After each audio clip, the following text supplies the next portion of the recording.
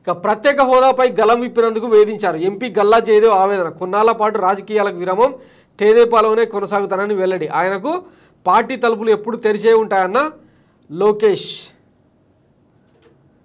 గలమెత్తినందుకు గురిపెట్టారు. 2 సార్లు మా సంస్థలపై ఈడీ విచారణ. ఇప్పుడు భూతద్దంలో చూస్తున్నారు. అనుమతులు తెచ్చుకున్న వేధింపులు. ఇతర రాష్ట్రాలు దేశాల్లోనూ కంపెనీలు పెడుతున్నాం. అప్పుడు ప్రభుత్వాలపై ఆధారపడక్కర్లేదు. ప్రస్తుతానికి రాజకీయాలకు గుడ్ బై. పూర్తి స్థాయిలో వ్యాపారంపై దృష్టి.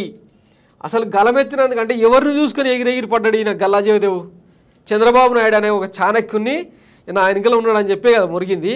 మిస్టర్ ప్రైమ్ మినిస్టర్ అని పార్లమెంట్లో ప్రస్తావించింది అనమాట. 2014 నుంచి 2018 వరకు బీజేపీతో అంటగాగింది వీళ్ళే. చంద్రబాబు యూటర్న్ తీసుకొని ఆ బీజేపీ మీద, మోడీ సర్కార్ మీద రివర్స్గా బాణాలు వేసింది వీళ్ళే. తీరా అంటే కంపెనీలలో అక్రమాలు జరుగుతున్నాయని కేసులు వేస్తే ఇట్లా తోక ముడ్చడం అనమాట. దీన్ని కూడా వైసీపీ మీద, జగన్ మీద రుద్దే ప్రయత్నం చేస్తుంది ఈ పచ్చమంద. నిజంగా 2 సార్లు వీళ్ళ సంస్థల మీద ఈడీ విచారణ. ఈడీ ఎవరి పరిధిలోని అంశం? ఈ దర్యాప్తు సంస్థలు సిబిఐ కానీ ఈడీ కానీ ఎవరి చేతిలో ఉంటాయి? కేంద్రం చేతిలో కదా ఉండేది. మరి దానికి జగన్మోహన్ రెడ్డికి ఏం సంబంధం?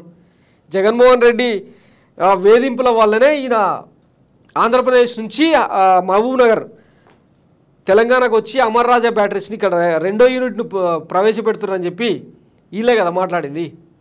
ఏ వ్యాపారవేత్తకైనా ఖచ్చితంగా ఛాన్స్ ఇస్తాయి ప్రభుత్వాలు.